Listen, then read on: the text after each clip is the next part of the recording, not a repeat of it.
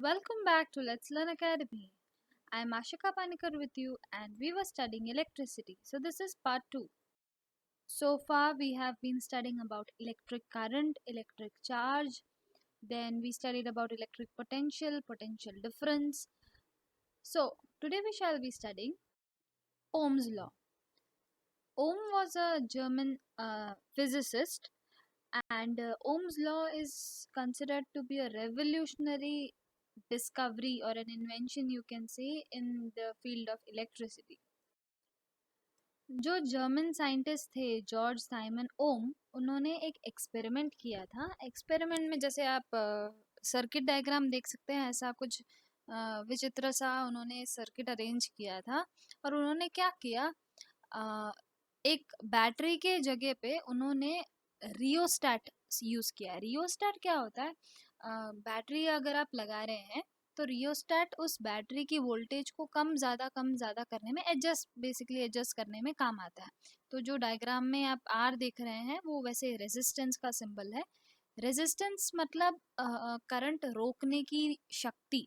तो रियोस्टैट जो डिवाइस है वो क्या करता है, करंट को रोकता है, पकड़ के रखता है, फिर उसको जाने देता है। तो रेजिस्टेंस क्रिएट करते हैं, यानी कि रोकता है बीच में फिर उसको जाने देता है। तो उन्होंने एक बैटरी यूज़ की और उसके साथ साथ करंट मेजर करने के लिए एमीटर, वोल्टेज मेजर करने के लिए वोल्ट मीटर लगाया। और उन्होंने क्या किया, ये रियोस्टैट को वो बार बार मूव करते गए, यानी कि इससे क्या हुआ होगा, जो बैटरी में से जितना करंट आ रहा है वो चेंज होता जा रहा है। और उन्होंने देखा फर्स्ट केस में उन्होंने जब वोल्टेज को 5 वोल्ट्स रखा तब जो करंट था वो 1 एम्पियर था। करंट इन द रेजिस्टर इसलिए लिखा है क्योंकि जो भी करंट है वो रेजिस्टर के वजह से ही दिखता है। जहाँ भी करंट होता है वहाँ एक रेजिस्टर होता है। Resistor is something which stops excessive amount of current, ज़्यादा करंट ना आ जाए इसलिए करंट को रोकता है। फिर उन्होंने वोल्टेज को बढ़ा के 10 वोल्ट्स किया तो उन्होंने देखा कि करंट तो 2 एम्पियर हो गया, डबल। फिर उन्होंने वोल्टेज को 15 वोल्ट किया तो करंट 3 एम्पियर हो गया। इससे उन्होंने एक स्टेटमेंट बताई जिसे हम कहते हैं ओम्स लॉ। स्टेटमेंट बताने से पहले उन्होंने एक ग्राफ बनाया। ग्राफ में उन्होंने एक्स एक्सिस पे करंट की वैल्यूज़ लिखी और वाई एक्सिस पे उन्होंने पोटेंशियल डिफरेंस जो वोल्टेज है उसकी वैल्यूज़ लिखी। और जो उनको एक्सपेरिमेंट से पता चला उसका उन्होंने ग्राफ प्लॉट किया तो उनको एक स्ट्रेट लाइन मिली। और इसके ऊपर से उन्होंने एक लॉ बताया, and Ohm's law states that electric current flowing through a conductor is directly proportional to the voltage and inversely proportional to its resistance. दो चीज़ें उन्होंने बताई। पहला कि वोल्टेज अगर आप बढ़ाते जाएंगे तो करंट भी बढ़ता जाएगा। दूसरा, वोल्टेज अगर आप बढ़ाते जाएंगे तो रेजिस्टेंस उतना उतना कम हो जाएगा। रेजिस्टेंस मैंने आपको बताया is something which stops current, यानी कि जितना ज़्यादा रेजिस्टेंस उतना कम करंट। तो यहाँ पे हम वोल्टेज बढ़ा रहे हैं और उसकी वजह से करंट बढ़ रहा है, मतलब रेजिस्टेंस की वैल्यू घट रही है। तो हम ऐसा भी कह सकते हैं वोल्टेज बढ़ाने से रेजिस्टेंस कम हुआ। सो उन्होंने सिम्बॉलिकली भी कुछ चीज़ें लिखी। पहला उन्होंने लिखा V प्रोपोर्शनल टू I, यानी कि voltage and current are directly proportional. फिर उन्होंने क्या किया, वोल्टेज को करंट से डिवाइड किया और हर बार उन्होंने देखा कि अलग अलग वोल्टेज पे जो अलग अलग करंट मिल रहा है सबको अगर वो डिवाइड करते जाए, जैसे फर्स्ट केस में वोल्टेज 5 था और करंट 1 एम्पियर था, सो 5 डिवाइड बाय 1 इज 5। फिर सेकेंड केस में 10 वोल्टेज था और करंट था 2 ampere, so 10 divide by 2 again it is 5। फिर थर्ड केस में 15 वोल्टेज था और करंट 3 एम्पियर था, तो 15 divide by 3 again it is 5। यानी कि V upon I, voltage upon current हम करेंगे तो उसकी वैल्यू एक फिक्स कांस्टेंट नंबर मिलेगी हर बार एक सर्किट के अंदर। इस कांस्टेंट को उन्होंने ये नाम दे दिया कैपिटल R, और यही है जिसे हम कह रहे थे रेजिस्टेंस। अगर हम जो फर्स्ट सिंबॉलिक स्टेटमेंट देखें V प्रोपोर्शनल टू I, उसमें जो प्रोपोर्शनल साइन है उसको अगर हम हटा दें तो हम इक्वल्स टू का सिंबल अगर हम डालने की कोशिश करें तो हम V इज इक्वल्स टू, अब जब भी प्रोपोर्शनल का सिंबल हटा के हम इक्वल्स टू का सिंबल डालते हैं तो एक कांस्टेंट वहाँ लिखना पड़ता है। तो यहाँ पे तो कांस्टेंट R है तो इसके ऊपर से उन्होंने लिख दिया V is equals to I R. या तो आप दूसरे symbolic statement V upon I is equals to R में से भी आप फॉर्मूला बनाते देख सकते हैं, V is equals to I R. So voltage is equals to current into resistance. ये फॉर्मूला को याद रखने के लिए यूजुअली वीर नाम याद रखते हैं। वीर मतलब V is equals to I R. Here R is a constant for the given metallic wire. हाँ, अलग अलग मेटालिक चीज़ों की रेजिस्टेंस कैपेसिटी अलग अलग होती है। आप देख सकते हैं कि अगर आप एक सिल्वर का वायर ले तो उसमें से करंट जो है बहुत स्पीड में फ्लो करेगी, जबकि आप कोई दूसरा मटेरियल का वायर ले तो उसमें कंपैरेटिवली करंट कम फ्लो होगी। सो रेजिस्टेंस जो होती है वो हर मटेरियल की अलग अलग होती है, जिसमें जितना ज़्यादा रेजिस्टेंस उतना कम करंट उसमें फ्लो होगा, और ये यूजुअली टेम्परेचर पे भी डिपेंड करती है and it is called as resistance. Ohm's law का जो डायग्राम है सर्किट का, वो आप डायग्राम में फिगर में देख सकते हैं। उन्होंने पूरे सर्किट में जो भी वायर यूज़ की थी वो निक्रोम मटेरियल की बनी हुई थी, and you can see the cells, ammeter, volt meter, की एक्सेट्रा। इसमें रियोस्टैट बताया नहीं है, but actually he use the rheostat also. He has shown it, but छोटा सा है, शायद आपको विजिबल ना हो। So V is equals to I R जो फॉर्मूला है उसको आप दो और तरीके से यूज़ कर सकते हैं। V is equals to I R में से अगर आपको करंट का फॉर्मूला चाहिए तो आप आई आर में से R को LHS में भेज देंगे तो you will get I is equals to V by R, या तो फिर R is equals to V by I, ये भी लिख सकते हैं। So these are the different forms of the same formula. Here V represents voltage और volts, I represents ampere which is the unit of electric current, and R represent resistance। resistance का जो unit होता है वो ओम होता है, OHM S, और उसका सिंबल होता है, आप देख सकते हैं नीचे, उसे ओमेगा कहते हैं, और ओमेगा को ही शॉर्ट में हम ओम कहते हैं। सो रेजिस्टेंस का सिंबल R है लेकिन उसका यूनिट ओमेगा या तो शॉर्ट में ओम है। It is the property of a conductor to resist the flow of charges through it। कोई भी वायर में से कितना भी amount of electric current pass करना चाहे वो नहीं कर सकता। हर वायर की कैपेसिटी होती है, हर कैपेसिटी के पास एक रेजिस्टेंस पावर होता है जो उस करंट को रोकती है। Its unit SI unit is ohm, represented by the Greek letter omega, और इसको शॉर्ट में ओम कहते हैं। जैसे अल्फा बीटा गामा हम ग्रीक के अल्फ़ाबेट्स यूज करते हैं, वैसे ही ग्रीक का एक लेटर है ओमेगा या तो ohm. If the resistance is double the current gets half. ये एक इम्पॉर्टेंट चीज़ है, याद रखनी चाहिए हमें। जैसे ही हम रेजिस्टेंस डबल कर देंगे करंट उतना ही हाफ हो जाएगा। A component used to regulate the current without changing the voltage source is called variable resistance.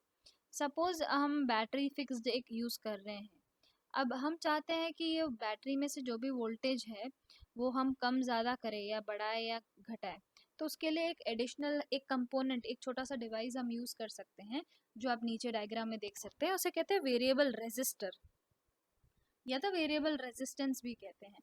ये सर्किट में लगाने से आप जो बैटरी की वोल्टेज है उसको, बैटरी को बिना छेड़े ही कम ज़्यादा कर सकते हैं। In an electric circuit a device called rheostat is often use. ये वेरिएबल रेजिस्टर जो होता है उसमें आपको वोल्टेज कम ज़्यादा करने में यूजुअली थोड़ी दिक्कत आती है, it is not so easy to use. So उसकी जगह पे हम एक दूसरा डिवाइस यूज़ करते हैं जिसे कहते हैं रियोस्टैट।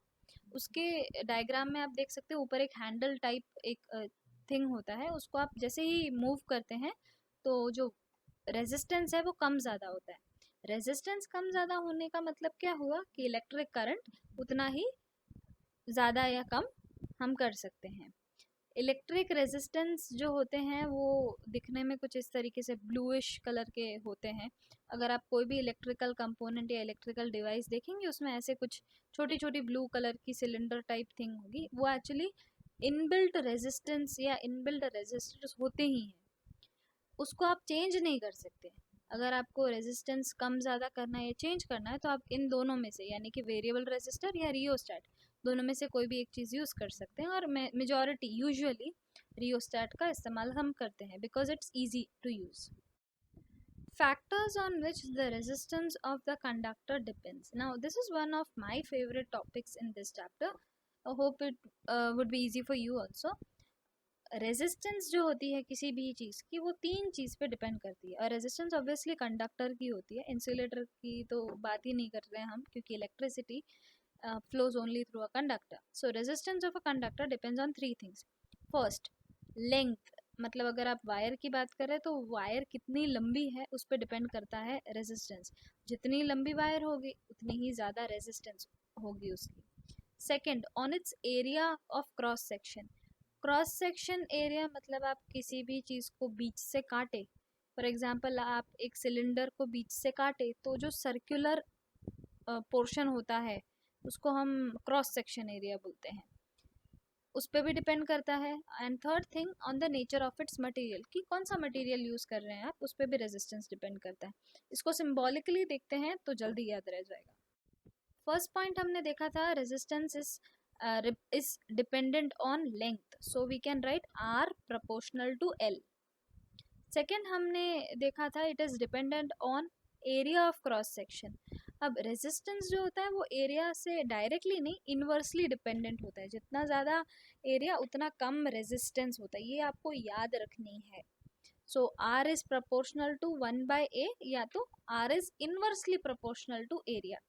अगर हम ये दोनों इक्वेशंस को कंबाइन कर दें then you will get R is proportional to L/A. Again अगर आपको ये प्रोपोर्शनल की सिंबल हटानी है और इसकी जगह इज इक्वल्स टू लिखना है तो आपको एक कांस्टेंट लिखना पड़ेगा. और इस केस में हम जो कांस्टेंट यूज़ कर रहे हैं उसको रो बोलते हैं. पी जैसा दिखता है but actually it is a Greek letter rho, RHO. So the formula is R is equals to rho L/A. This is a very useful formula and we shall be doing sums on this later.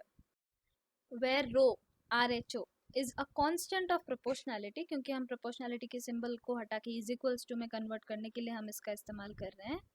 And is called electrical resistivity of the material. ये जो रो हम लिख रहे हैं इसका एक नाम है electrical resistivity या simply resistivity. The SI unit of resistivity is ohm meter. Resistivity का यूनिट है ओम मीटर. नाउ आप ये ओम मीटर जो है अगर आप याद नहीं कर सकते हैं तो आप ये यूनिट को बना भी सकते हैं. कैसे बनाएंगे यूनिट को? हमारा फॉर्मूला है R is equals to rho L/A. तो इसमें से हम रो का फॉर्मूला बना सकते हैं. I would request you to write and see this. Rho is equals to RA/L. Simply जो R is equals to rho L/A था उसमें मैंने रो को एक साइड रख के बाकी सारी चीज़ों को दूसरी तरफ भेज दिया है. So you get the formula for rho as rho is equals to RA/L. अब R का यूनिट है ओम, एरिया का यूनिट होता है मीटर स्क्वायर और अपॉन लेंथ का यूनिट है मीटर. न्यूमरेटर डिनोमिनेटर दोनों में से एक एक मीटर कैंसिल आउट हो जाएगा and you will get the unit of rho as ohm meter. I hope you were able to understand this, but still if you find any trouble then you can let me know through the comments. Now resistivity is a characteristic property of the material. Resistance और resistivity में फ़र्क क्या है वो आपको पता होना चाहिए. रेजिस्टेंस मतलब वो एक डिवाइस है. रेजिस्टर या रेजिस्टेंस एक डिवाइस है जो करंट को रोकती है. रेजिस्टिविटी प्रॉपर्टी है एक मटेरियल की, वो कितना रोक सकती है. रेजिस्टेंस मतलब रोक सकती है, रेजिस्टिविटी मतलब कितना रोक सकती है करंट को. The metals and alloys have very low resistivity. जो कि मेटल्स और लो अलॉयज होते हैं उसकी रेजिस्टिविटी कम होती है. इसका मतलब उसमें से ज़्यादा करंट फ्लो हो सकता है. and it is in the range of resistivity of metals and alloys is between 10 raised to -8 ohm meter to 10 raised to -6 ohm meter. और इसीलिए इन्हें कहते हैं गुड कंडक्टर्स ऑफ इलेक्ट्रिसिटी, क्योंकि रेजिस्टिविटी इतनी कम है तो मैक्सिमम करंट इसमें से फ्लो होता है. That is they are good conductors of electricity. Insulators like rubber and glass have resistivity of order of 10 raised to 12 10 raised to 17 Om metre. यानी कि ये तो बहुत ही ज़्यादा हुआ. एक के पीछे हम 12 जीरो लगाए या एक के पीछे 17 जीरो लगाए, इतने सारे ओम मीटर जितनी रेजिस्टिविटी होती है इंसुलेटर्स की, इतनी ज़्यादा रेजिस्टिविटी है. इसका मतलब वो बहुत कम या तो बिल्कुल करंट को फ्लो होने नहीं देती. So both the resistance and resistivity of material very with temperature.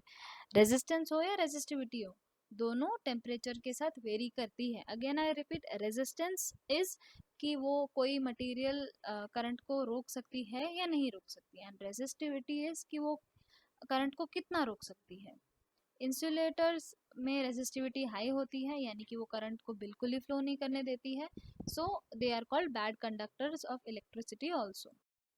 Resistivity of an alloy is generally higher than that of its constituent metals. आपने पढ़ा होगा पहले भी, अलॉयज क्या होते हैं, ऐसे मेटल्स जो कि बहुत सारे अलग अलग मेटल के कॉम्बिनेशन मिक्सचर से बने होते हैं. सो अलॉय की जो रेजिस्टिविटी होती है वो सारे मेटल्स जो जिनसे वो बनी है उन सबसे ज़्यादा होगी. Alloys do not oxidize or burn readily at high temperature. Alloys क्योंकि अलग अलग मेटल्स का मिक्सचर है और अलग अलग मेटल अलग अलग टेम्परेचर पे बर्न करती है, इसलिए आप अलॉय को जब बर्न करेंगे तो वो जल्दी से बर्न नहीं होगी. So they are used in electrical heating devices, यानी कि जो भी हीटर वगैरह या जो भी घर पे अप्लायंसेस होते हैं जिसमें हीट करने की ज़रूरत होती है या हीट प्रोड्यूस करने के लिए हम यूज़ करते हैं, for example electric iron, toasters etcetera, उसमें हम अलॉयज यूज़ करते हैं ताकि ज़्यादा हीट प्रोड्यूस होने की वजह से वो जल ना जाए, वो अप्लायंस ख़राब ना हो. Tungsten is use for filaments of electric bulbs. Electric bulbs के अंदर जो वायर्स होते हैं फिलामेंट्स, वो टंगस्टन मेटल के बने हुए होते हैं. whereas copper and aluminium are use for electrical transmission lines, यानी कि जो सिंपल केबल या वायर्स हम यूज़ करते हैं घर पे, उसके अंदर जो मेटल होता है that is usually of copper और aluminium. Here in this chart you can see the different resistivities of different metals, uh, non-metals, conductors, alloys or insulators as you say. यहाँ पे I'll tell you one fact. यहाँ पे silver और copper की resistivity आप देख सकते हैं. 1.60 इंटू 10⁻⁸ ओम मीटर सिल्वर की है और कॉपर की 1.62 इंटू 10⁻⁸ मीटर है. इसमें हमें वैल्यू वाइज ज़्यादा फ़र्क नहीं दिख रहा, बट एक्चुअली रियलिटी में इन दोनों की रेजिस्टिविटी में बहुत फ़र्क है. ये जो दोनों वैल्यूज़ दिखने में आसपास की लग रही है, but actually there is a huge difference, and I will tell you the fact by the end of this video. Let's do an example. Example 12.3. As I always tell you, question read करने के साथ साथ जो भी आपको data मिलते जा रहे, जो भी वैल्यूज़ मिल रही है, वो फटाफट साथ में लिखते भी जाइए and solve along with me. So open your notebooks and take out your pens. The question is A. How much current an electric bulb draw from a 220 volt source? So फटाफट लिख दीजिए V is equals to 220 V. ये V is equal to 220 V दिखने में ऐसे senseless लगता है, लेकिन सेंसिबल इसलिए है क्योंकि वोल्टेज का सिंबल भी V है और यूनिट भी V है. If the resistance of the bulb filament is 1200 ohm, so फटाफट लिख लीजिए R is equals to 1200 ohm. Question में पूछा था हाउ मच करंट शुरुआत में, so I is equals to question mark. हम ओम्स लॉ के फॉर्मूला का इस्तेमाल करेंगे. V is equals to IR, so I is equals to V upon R. तो उसमें से हम लिख सकते हैं 220 डिवाइड बाई 1200. आप कैलकुलेशन करिए, you will get 0.18 ampere. Your second question says how much current, again I is equals to question mark, will an electric heater coil draw from a 220 volt source. So लिख लीजिए V is equals to 220 volt again. If resistance of heater coil यानी कि capital R is equals to 100 ohm. So the given data is I is equals to question mark, V is equals to 220 volt and R is equals to 100 ohm. Again आप ohms law का formula use करेंगे, you will get a current as 2.2 ampere. Note the difference of current drawn by electric bulb and electric heater. दोनों 220 voltage ही use कर रहे हैं, लेकिन आप दोनों के करंट में जो डिफरेंस है वो देख सकते हैं और रेजिस्टेंस का डिफरेंस भी देख सकते हैं. Example number 12.4. The potential difference यानी कि V between the terminals of an electric heater is 60 volt, so V is equals to 60 V. When it draws a current of 4 ampere, so I is equals to 4 ampere, current is equals to 4 ampere. What current will the heater draw if the potential difference is increased to 120 volt? पहले voltage 60 volt था, अब अगर वो voltage को change करके 120 volt कर दो तो करंट में क्या चेंज आएगा या क्या इंक्रीज आएगा. तो हम फर्स्ट केस के हिसाब से करंट निकाल लेते हैं. फर्स्ट केस में potential difference V is equals to 60 volt और current is equals to 4 ampere था. तो हम एक्चुअली इसमें करंट नहीं, हम करंट में जो इंक्रीज है वो देख रहे हैं. तो यहाँ पे फर्स्ट केस में तो करंट दिया हुआ ही है, लेकिन सेकंड केस में करंट दिया हुआ नहीं है। तो V is equals to I R में अगर आपको करंट निकालना है सेकंड केस में, तो रेजिस्टेंस तो पता होना चाहिए। तो हम फर्स्ट केस के हिसाब से पहले रेजिस्टेंस निकाल लेते हैं, क्योंकि रेजिस्टेंस सेम रहेगा, क्योंकि हम मटेरियल चेंज नहीं कर रहे हैं यहाँ पे। So using Ohm's law you can write R is equals to V by I in the first case, 60 volt upon 4 ampere, आप डिवाइड करेंगे you will get 15 ohms. Ohm is the unit for resistance. So R is equals to 15। अब यहाँ से हमें R मिल गए। अब हम इस R की वैल्यू को हमारे दूसरे केस के लिए यूज़ करेंगे। सेकेंड केस में वोल्टेज 60 से चेंज करके 120 कर दिया सा, so V is equals to 120 volt. अब करंट कितना है वो हमें देखना है। So V is equals to I R, so I current is equals to V by R. So 120 by 15 calculate करेंगे, you will get 8 ampere. So the current of the heater becomes 8 ampere, जो कि पहले 4 ampere था, यानी कि double हो गया। Example number 12.5. The resistance of a metal wire of length 1 meter. So लिख लीजिए L is equals to 1 meter is 26 ohm. So capital R is equals to 26 ohm at 20 degree Celsius. ये बस reference के लिए दिखाई, you don't have to use this in your sum. So अब तक दो वैल्यूज हमें पता है, पहला length of wire L is equals to 1 meter और दूसरा resistance R is equals to 26 ohm. If the diameter of the wire is 0.3 mm, D small d is equals to 0.3 mm. Millimetre को आप metre में convert करेंगे तो you will get 3 into 10 raise to -4 metre. Now question में आगे बताया है what will be the resistivity, यानी कि you have to find the value of rho. अब रो का फॉर्मूला निकालने से पहले हम जो मेन हमारे पास फॉर्मूला है वो देख लेते हैं। R is equals to rho L by A हमारा फॉर्मूला था, तो इसमें से आप लिख सकते हैं rho is equals to R A by L. Rho is equals to R A by L, जो आप सॉल्यूशन में भी यहाँ देख सकते हैं। अब एरिया जो है यहाँ पे हम क्रॉस सेक्शन एरिया लेते हैं। कोई भी आप वायर ले, उसे आप बीच में से काटे, जो तो सर्कुलर जो पोर्शन होता है कटी हुई एज पे, उसे क्रॉस सेक्शन एरिया कहते हैं। So area we will be taking the area of that circle. So area का फॉर्मूला होता है पाई डी स्क्वायर बाई 4, अगर आप डायमीटर के टर्म्स में कंसिडर कर रहे हैं तो। You can also take pi r square, लेकिन आपको डायमीटर को 2 से डिवाइड करना पड़ेगा। फिर हम टेक्स्ट बुक के अकॉर्डिंग जा रहे हैं। सो आर इंटू एरिया के जगह पे पाई डी स्क्वायर अपॉन 4 और नीचे लेंथ डिविजन में है।